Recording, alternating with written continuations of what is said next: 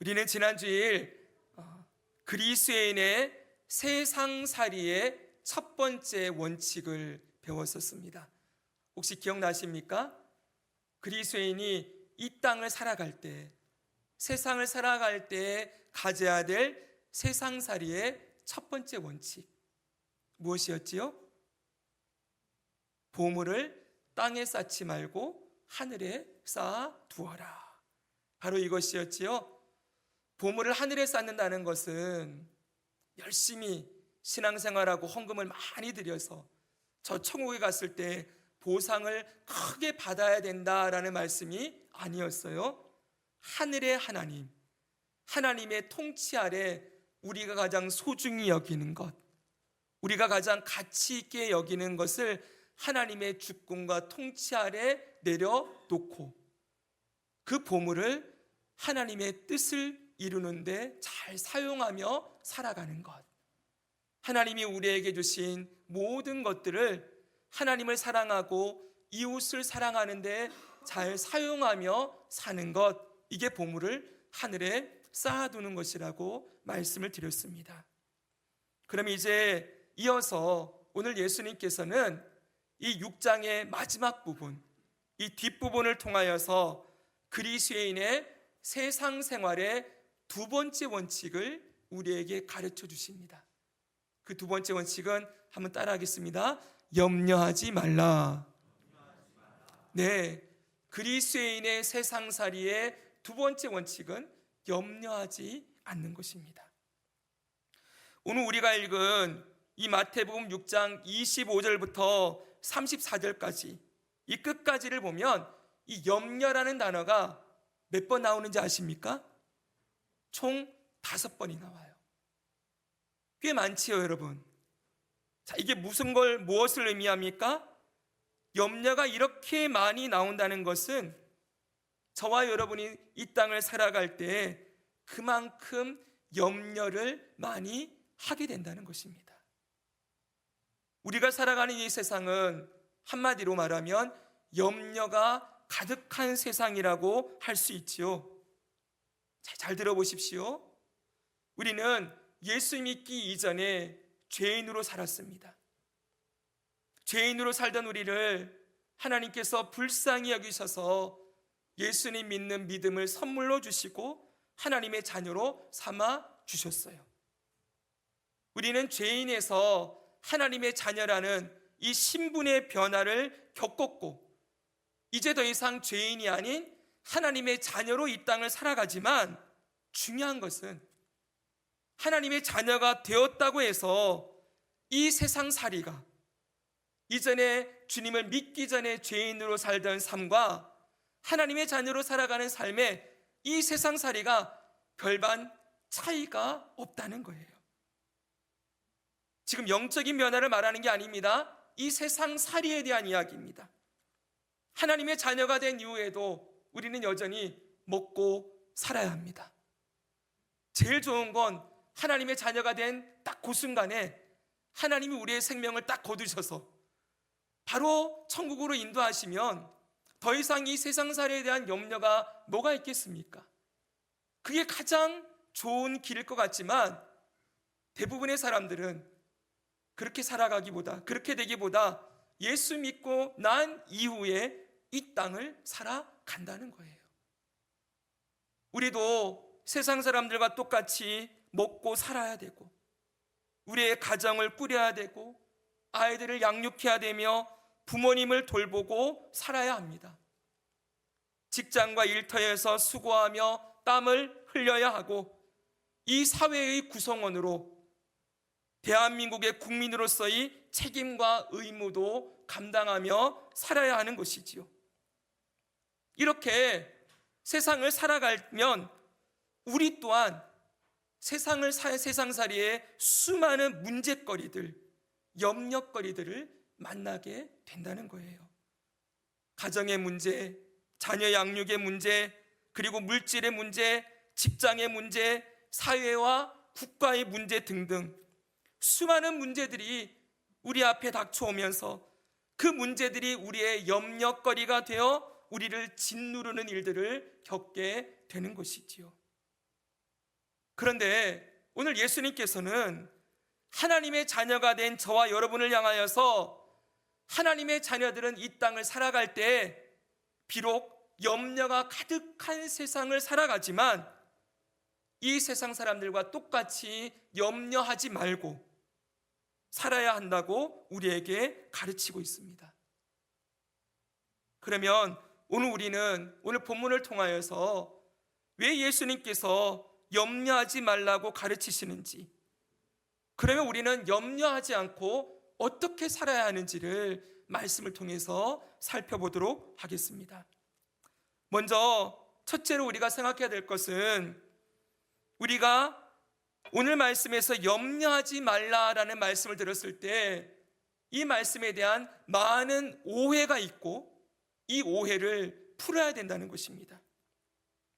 많은 사람들이 이 염려하지 말라는 말씀을 이렇게 생각을 해요. 그러면 우리는 미래에 대한 어떤 계획, 삶에 대한 대비를 아무것도 하지 말아야 되는 거구나, 그렇게 생각을 한다는 거예요. 절대 그런 의미가 아닙니다. 염려하지 말라는 것은 우리의 삶의 미래의 계획들, 우리의 삶의 장래의 어떤 대비들을 하지 말라는 뜻이 절대 아니에요. 또 하나, 염려하지 말라는 말씀을 기도만 하면 되고 아무 일도 하지 않아도 된다, 기도만 하고 아무 일도 하지 않아도 된다는 말로도 오해해서는 안 된다는 것입니다. 데살로니가후서 3장 10절을 보면은 일하기 싫어하거든 먹지도 말게 하라 그러셨어요. 하나님은 분명히 우리가 이 땅을 살아가면서 매일매일 힘써 땀 흘려 일하고 이 땅의 인생의 삶을 성실하게 살아야 된다고 가르치고 있지요. 그렇기 때문에 이 염려하지 말라는 이 말씀을 미래에 대한 대비를 안 하거나 기도만 하고 있고 아무 일도 하지 않아도 된다는 이런 오해는 가지지 말아야 하는 것입니다. 그러면 두 번째로, 그럼 염려하지 말라는 말씀은 무슨 뜻일까요? 염려하지 말라는 게 어떤 의미일까요? 이것은 바로 염려에 사로잡혀서 염려의 포로가 되어서 살지 말라는 뜻입니다.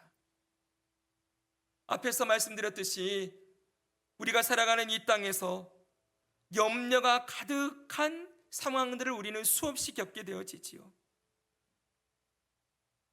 여기 앉아 계신 여러분들 가운데 누구나 한 번쯤은 내가 해결할 수 없는 문제와 염려거리들을 한 번쯤 끌어안고서 머리를 싸매며 잠도 못 자고 식음을 전폐하면서 걱정과 염려에 사로잡히는 경험들을 했을 것이라고 생각합니다.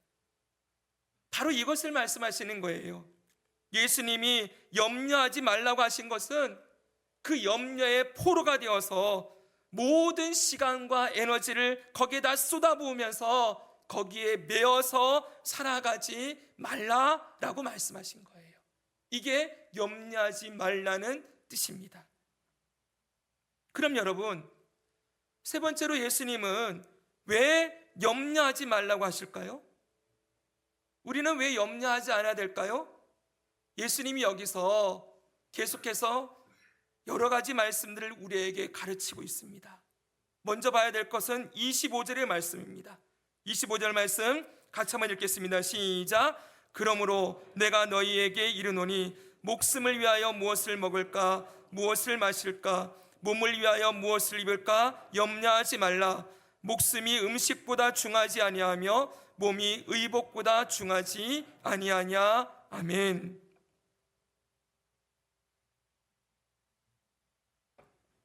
여기 보면 예수님이 염려하지 말라라고 하시면서 목숨과 몸 이야기를 해요. 사실은 이 구절도 굉장히 많은 내용이 들어있지만 시간 관계상 좀 축약해서 간단하게 핵심만 말씀을 드립니다. 여러분, 저를 보십시오. 우리의 목숨은 누가 주신 겁니까? 하나님이 주신 것이죠.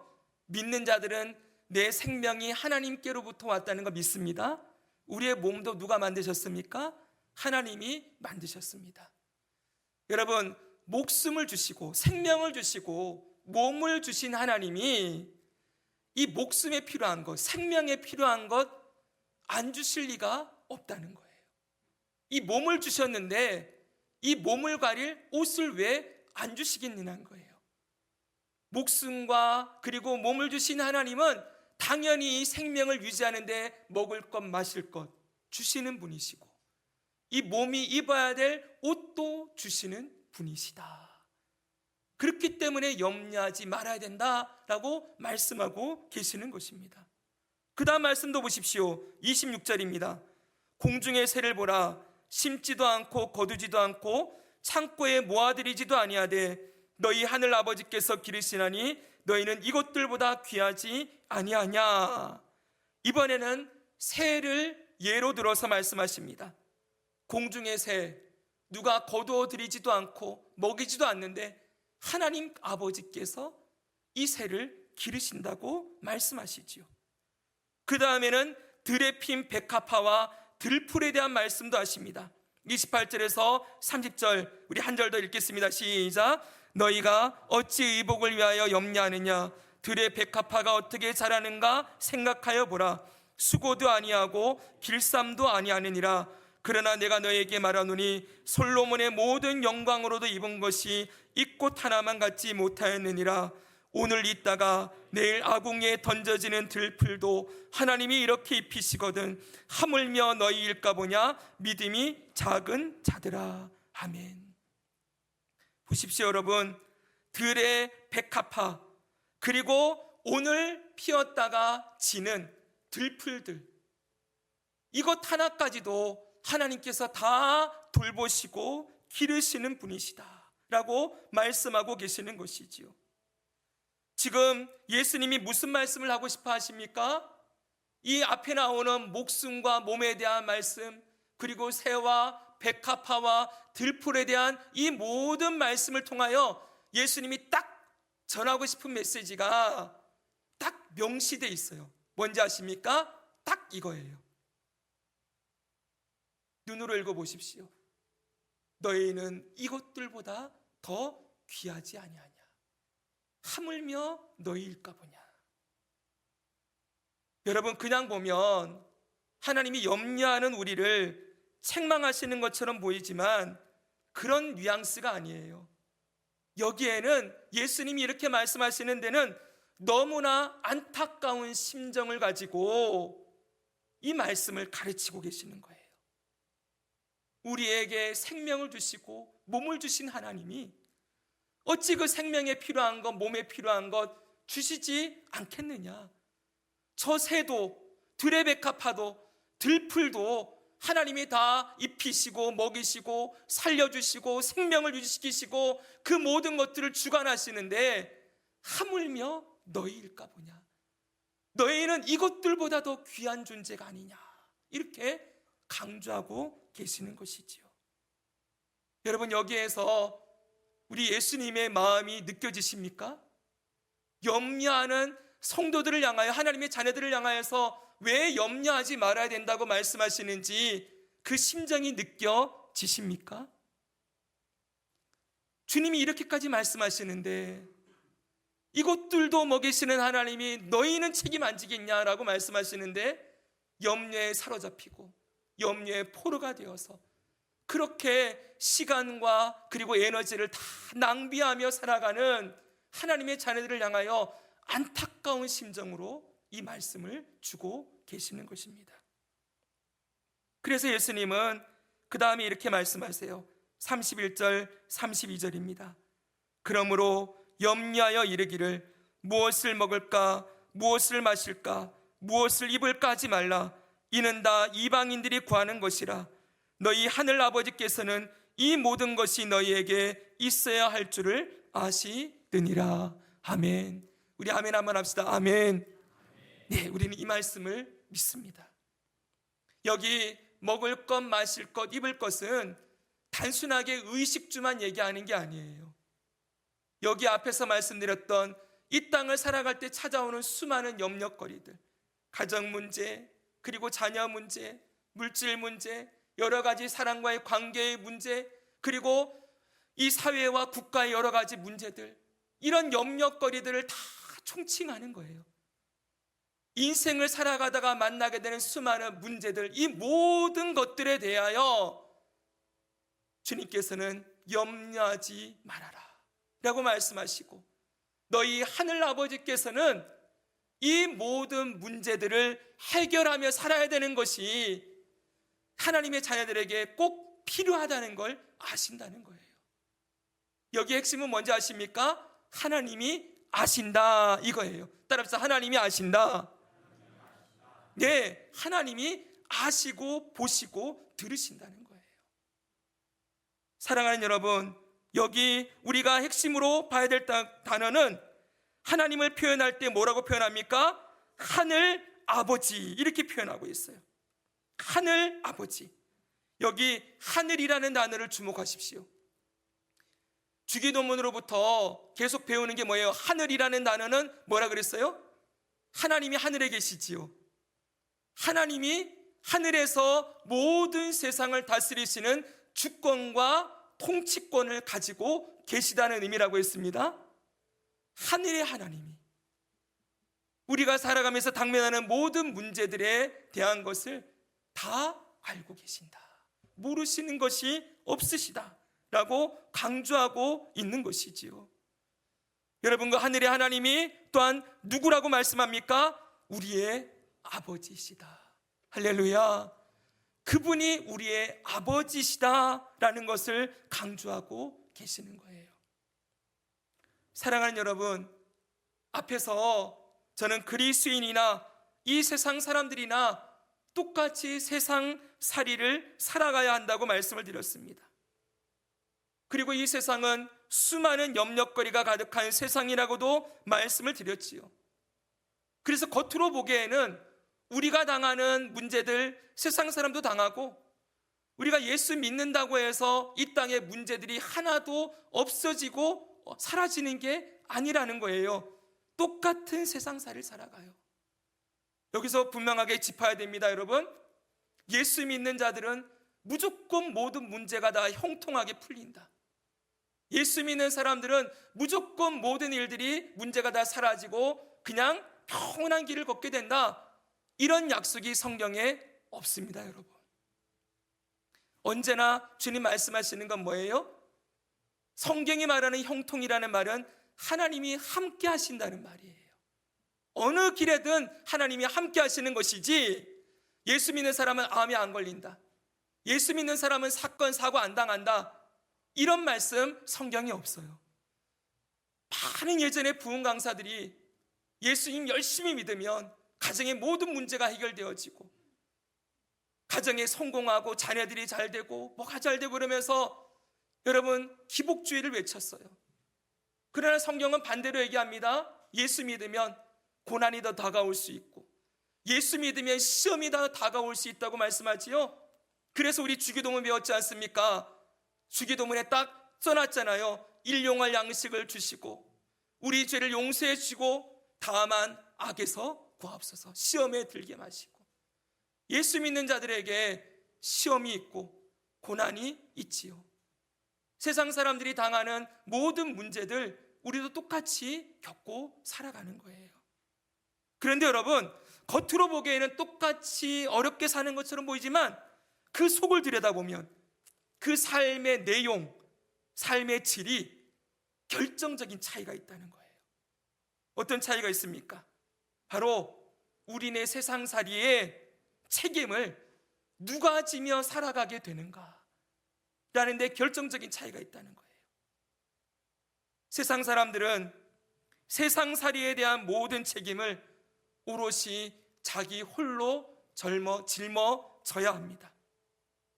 모든 책임이 자기 자신에게 있지요. 자신이 모든 것을 판단해야 하고 그 판단에 대한 책임을 자신이 모두 져야 합니다.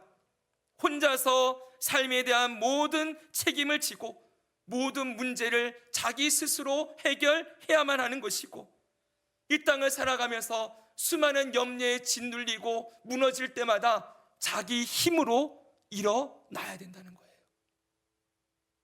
그런데 여러분, 하나님의 자녀는 다르지요. 똑같이 문제를 만나고 똑같은 염려를 하는 것처럼 보이지만 여러분, 하나님의 자녀들에게는 누가 계십니까? 하늘 아버지가 계십니다. 하늘 아버지예요.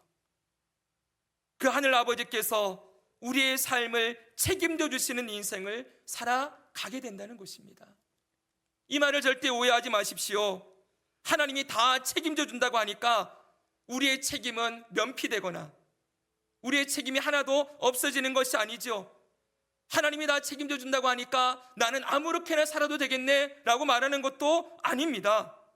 그리고 하나님이 다 책임져 주니 나는 아무것도 못하겠네, 우리의 주체성이나 정체성이 사라지는 것도 아니에요. 그런 이야기를 하는 게 아니지요.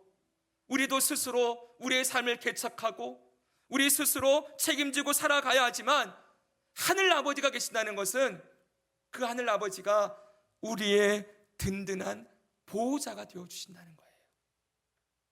언제든지 그 품에 안겨서 쉴 수 있고, 내 힘으로 안 될 때 언제든지 하나님 아버지께 가지고 나아가 그 문제에 대해 상의할 수 있고, 내가 어려워서 힘들 때 부탁을 드릴 수 있고, 내가 아프고 힘들 때 위로와 힘을 얻을 수 있고, 그리고 내가 정말 필요한 순간에 내 손을 내밀어서 도와주세요 라고 할 때 이 손을 잡아주시는 분이 있다는 거예요. 저에게는 저희 육신의 아버님, 어머님이 아직 생존해 계십니다. 저희 아버님이 이제 올해 91살이 되셨습니다. 저희 어머님이 7살 아래이시니까 이제 84이 되셨지요. 저희 아버님께서 가끔 저에게 전화를 주십니다. 그리고 꼭 이렇게 물어보세요. 야, 잘 지내고 있니? 라고 물어보세요. 어려운 건 없니? 라고 물어보세요. 늘 목회하는 아들이 걱정이 되시겠지요. 그래서 잘 지내고 있냐? 어려운 건 없냐? 교회는 평안하냐? 여러분, 그 목소리를 들을 때마다 가슴이 울컥울컥해요. 그리고 아직까지도 그 아버님이 늘 이렇게 말씀하세요. 나는 아침마다 너를 위해 기도한다. 여러분, 그렇게 말씀하실 때마다 제가 얼마나 위로와 소망을 얻는지 몰라요. 저는 어렸을 때부터 아버지가 목회하는 걸 보면서 자라나면서 그 아버지가 얼마나 많은 고난과 아픔을 겪으면서도 그 길을 묵묵히 걸어가셨는지를 생생하게 보면서 자랐어요. 여러분, 저라고 왜 힘든 일이 없겠습니까? 세상 살아가는 일, 또 목회하면서 여러 가지 일들을 당하지만 그럼에도 불구하고 제가 힘을 얻는 것은 비록 육신의 아버지 91살 그 아버님이 무엇으로 육신의 힘으로 저를 도와줄 게 있겠어요?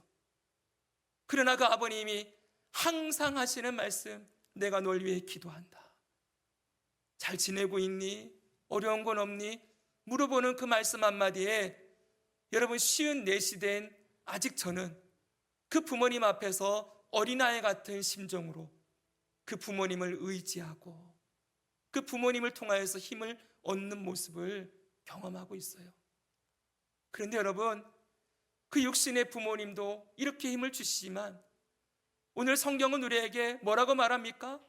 영원하신 하나님, 영원하시고 전지전능하시고 광대하시고 모든 영광과 권세와 나라를 가지고 계신 하나님이, 그 하늘의 하나님이 우리의 아버지가 되셔서, 너의 아버지가 되셔서, 나의 아버지가 되셔서 그분이 우리에게 있어야 될 모든 것을 미리 다 아신다, 보신다, 들으신다, 공급하신다, 도와주신다 라고 약속하고 있는 것입니다.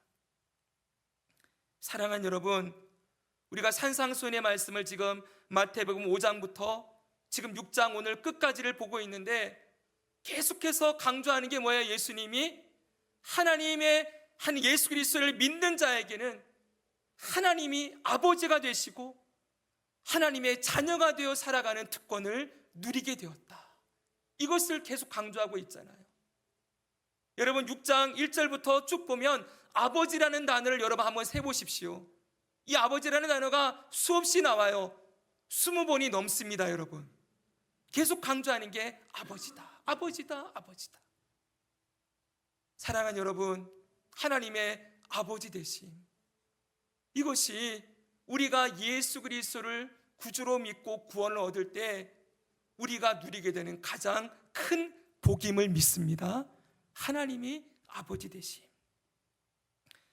그래서 여러분, 예수님은 하나님이 하나님의 자녀임에도 불구하고, 그럼에도 불구하고 염려하며 살아가는 이들을 향하여서 이렇게 말씀하세요.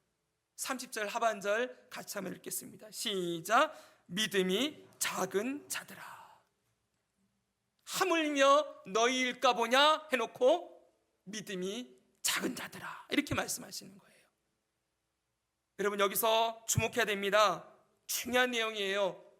지금 예수님은 이 하나님의 자녀가 되었음에도 불구하고 염려의 포로가 되어 살아가는 자들을 향하여 믿음이 작은 자들이다, 이렇게 강조하고 있어요.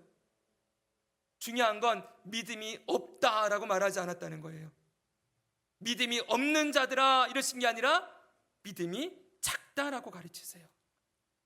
이건 여러분, 누구든지 예수 그리스도를 구주로 믿고 구원을 얻은 자에게는 하나님이 살아계시고 예수님이 구주이시라는 믿음, 기본적인 믿음이 있어요. 그러니까 여러분, 우리가 구원받았다는 건 우리에게 믿음이 있다는 거예요. 하나님이 우리에게 믿음을 선물로 주셨으니까. 아시겠죠, 여러분? 우리에게 믿음이 있습니다.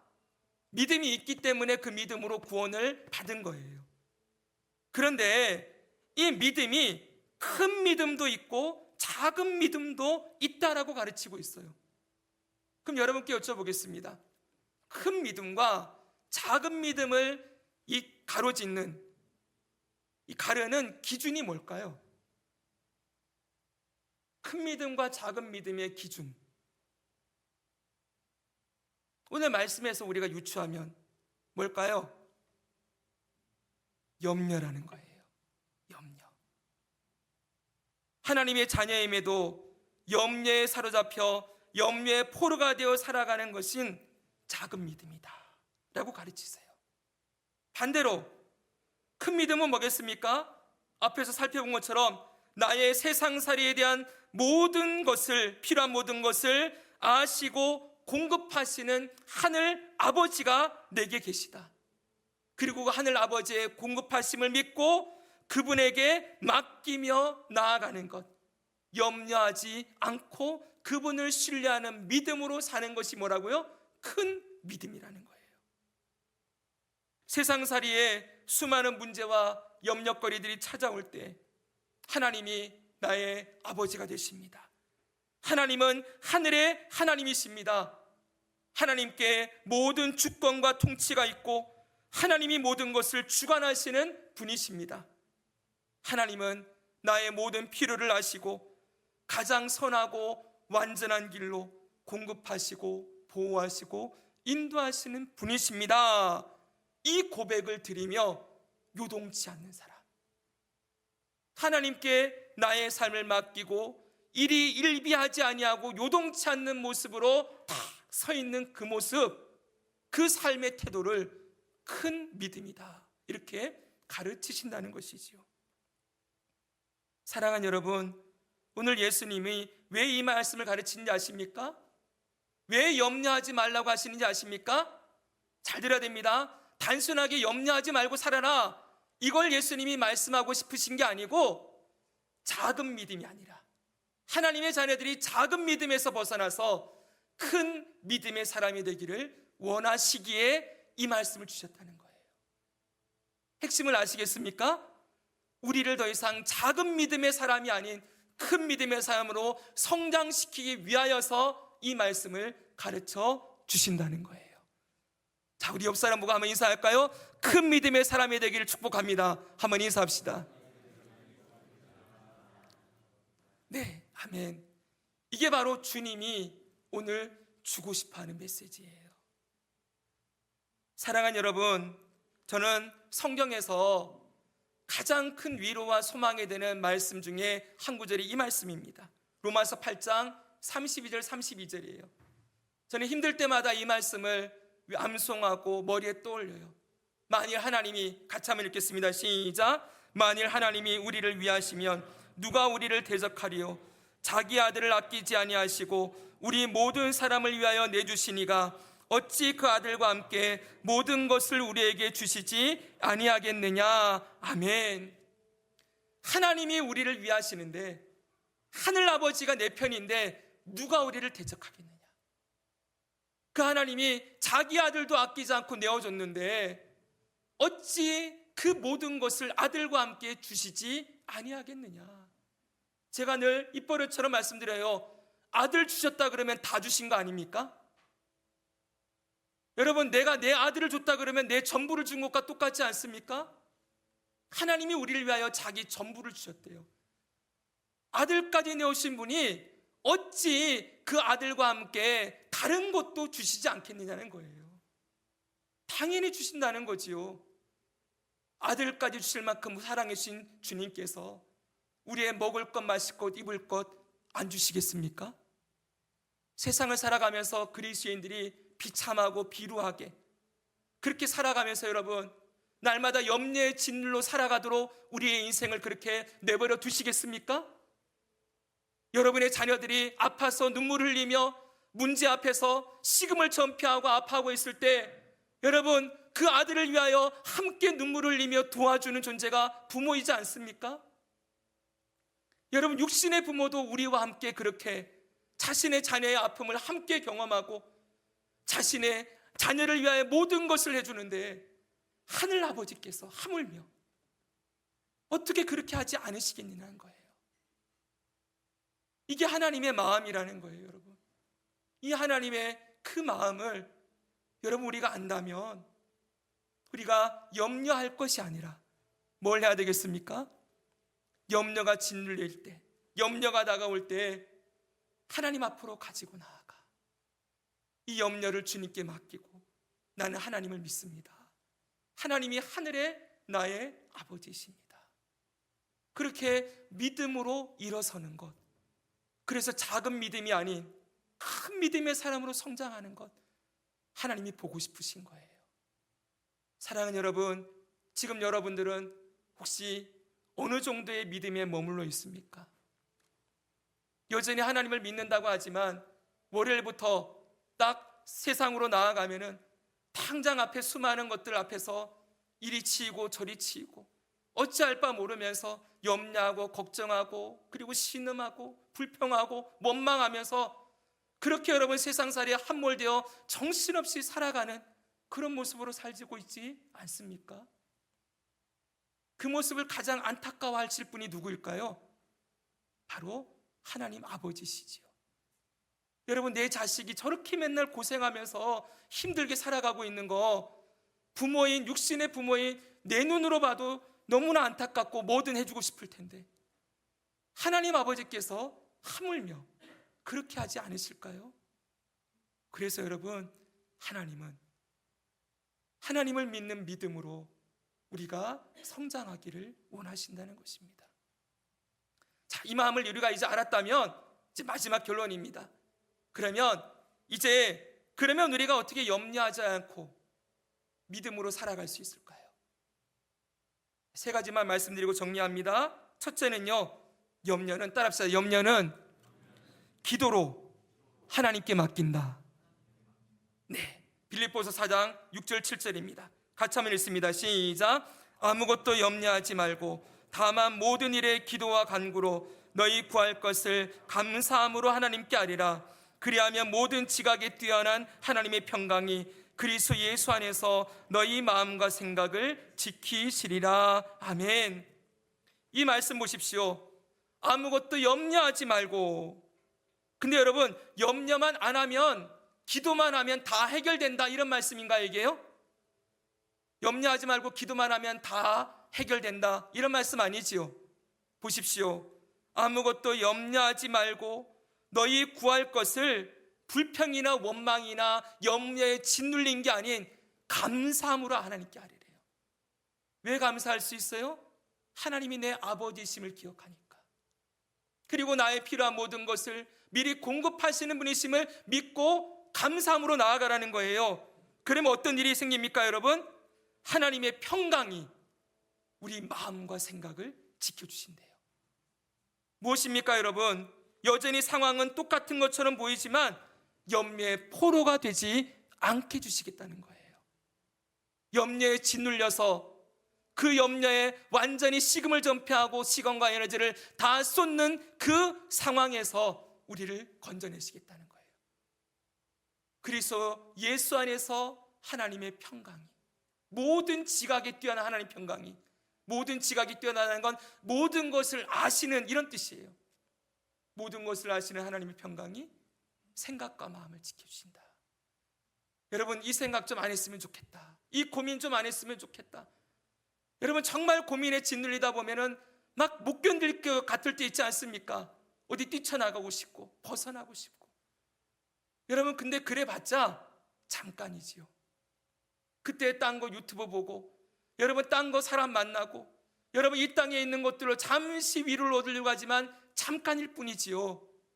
여러분, 하나님의 자녀는 그렇게 염려를 해결하지 않는다는 거예요. 염려는 어떻게 해결해요? 기도로 하나님께 맡기는 것이다. 우리 기도로 맡겨봅시다. 하나님의 평강이 여러분의 생각과 마음을 지켜주실 것입니다. 두 번째로, 염려가 찾아올 때 따라합시다. 믿음을 사용하라. 네, 믿음을 사용하라. 선교단체에서 잘 쓰는 말이에요. 이건요, 믿음을 써라, 이런 말을 참 많이 해요. 우리 이명진 선교사님이 선교를 오랫동안 받으셨는데 목사님께서 늘 말씀하는 게 있어요. 믿음을 사용해야 됩니다. 믿음을 사용하며 살고 있습니다. 여러분, 믿음은 사용하는 거예요. 믿음은 그냥 입으로만 믿습니다라고 끝나는 게 아니죠. 믿음은 써야 되는 거예요. 언제 써야 될까요? 염려가 찾아올 때 믿음을 써야죠. 그 믿음은 어떻게 쓰는 겁니까? 하나님이 나의 아버지시고 하늘의 하나님이시고 그 말씀을 믿고 기도하는 모습으로 믿음을 써야 된다는 거예요. 여러분, 믿음은 단지 구호가 아닙니다. 입술로만 말하는 게 아니에요. 믿음을 사용하십시오. 문제가 다가올 때 난 하나님 믿습니다 라고 하며 외치십시오. 차 안에서, 여러분 화장실에 혼자 들어가서 누군가가 문제들이, 직장에서 괴로움이 닥쳐올 때 화장실로 피신하시고 속으로 외치십시오. 하나님, 내 힘으로 안 됩니다. 하나님 어떻게 해야 될지 모르겠습니다. 도와주십시오. 믿음을 쓰는 거예요. 그리고 하나님이 나의 모든 문제 가운데 역사하실 것을 믿고 담대함으로 나아가는 거지요. 사랑하는 여러분, 믿음을 사용합시다. 믿음을 씁시다. 마지막 세 번째로, 오늘 해야 할 일을 하며 살아야 됩니다. 오늘 해야 할 일에 대해서 여러분, 성경은 이렇게 가르치고 있어요. 마태복음 6장 34절 34절입니다.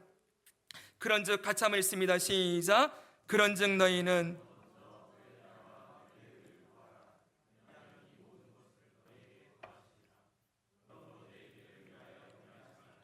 내일 일은 내일이 염려할 것이요 한날의 괴로움은 그날로 족하니라. 아멘. 저기 제가 노란색으로 내일 일을 위하여 염려하지 말라 그래 놓고 내일 일은 내일이 염려할 것이요 이렇게 노란색으로 칠해놨어요. 예전 성경에는 내일 일은 내일 염려할 것이요 이렇게 됐어요. 이렇게 보면 보십시오. 내일 일은 내일 염려하라 그러면 내일 다가오는 건 또 내일 내가 염려하면 되는 거구나. 염려를 내가 하는 것처럼 생각되지요. 내일 일은 내일 염려하라 그랬으니까. 근데 이번에 개역 개정은 원문을 아주 정확하게 번역해놨어요. 내일 일은 누가 염려하는 거예요? 누가요, 여러분? 내일이요. 내가 염려하는 게 아니라는 거예요. 내일이 염려할 것이요. 주어가 내일이에요. 여러분, 내일은 누구의 영역입니까? 나의 영역이 아니에요. 우리는 오늘만 살아가는 존재예요. 맞죠, 여러분? 현재만 살아가요. 내일은 우리의 영역이 아니에요. 내일은 누구 거예요? 하나님 거. 내일은 내일의 주관자가 되시는, 모든 시간과 역사의 주관자이신 하나님께 맡기라는 거예요. 하나님이 염려할 거라는 거예요. 하나님이 알아서 할 것이니 그런즉 너희는 뭘 해야 되는 거예요? 먼저 그의 나라와 그의 의를 구하라. 염려에 사로잡혀 내일 일을 염려하다가 거기에 여러분 사로잡혀서 절망과 좌절하지 말고 오늘 해야 될 일 뭐예요? 오늘 이 자리에서 하나님의 나라와 의를 구하며 사는 삶을 살아라 말씀하시는 거예요. 사랑하는 여러분, 하나님 나라와 의를 구하는 건 뭡니까? 간단하게 따라합시다. 하나님 사랑, 이웃 사랑. 하나님 사랑하는 일, 이웃 사랑하는 일 열심히 하면 되는 거예요. 하나님을 사랑함으로 예배하는 일 절대 놓치지 마십시오. 말씀과 기도로 하나님과 교제하며 하나님 앞에 기도로 염려를 맡기고 삶을 맡기는 일 여러분 게을리하지 마십시오. 그렇게 할 때 우리가 염려하지 않고 이기며 염려를 이기며 살아갈 수가 있어요. 여러분, 그리고 여러분 주변에 있는 사람들을 사랑하는 일 열심히 하십시오. 여러분의 가정을 돌아보고 여러분의 자녀를 말씀과 기도로 양육하는 일, 여러분의 부모님들을 위하여 늘 기도하는 일, 우리 주변에 붙여진 친구와 이웃과 동료들을 돌보며 섬기는 일. 오늘 내가 해야 될 수많은 일들이 여기 있는데 이거는 보지 못하고 맨날 내일이 어떻게 될까? 여러분, 우리 가정에 어떻게 될까? 내 장래, 내 노후는 어떻게 될까? 우리나라는 어떻게 될까? 여러분, 여기에 우리의 신경을 다 쏟아부으면서 내일 일을 염려하는데 우리 인생을 사용하지 말라고 가르치시는 것입니다. 오늘 우리가 해야 될 일 우리 열심히 합시다. 여러분, 옆에 분 보십시오. 이분들이 우리가 사랑하고 기도해야 될 첫 번째 대상입니다. 한번 인사하겠습니다. 사랑하고 기도하겠습니다. 한번 인사하십시오. 네, 기도하겠습니다. 여러분, 우리의 가정을 더 사랑하십시오. 더 사랑하고 돌아보고 기도하고 여러분 주변에 붙여진 영혼들을 돌아보며 살아가는 것, 이것이 하나님께서, 주 예수님께서 가르치는 염려하지 않으며 살아가는 삶의 방법입니다. 자, 말씀을 정리합니다. 사랑하는 여러분, 우리 염려에 사로잡혀서 포로가 되어 살아가지 맙시다. 염려는 주님께 맡기고 내일은 내일 일을 주관하시는 하나님께 맡기고 그 하늘 아버지께서 우리의 삶의 장래와 미래를 인도하실 것을 믿고 신뢰하며 오늘 우리의 삶의 자리에서 하나님의 나라와 의를 구하며 살아가므로 우리 모든 삶의 자리에 하나님이 주시는 평강과 기쁨과 소망이 흘러넘치고 날마다 우리가 찬송하며 주의 영광을 나타내고 또 이 세상을 향기롭게 예수님이 향기로 변화시키는 사명을 감당하며 살아가는 주의 백성들, 주의 자녀들 되기를 주 예수님의 이름으로 축복합니다.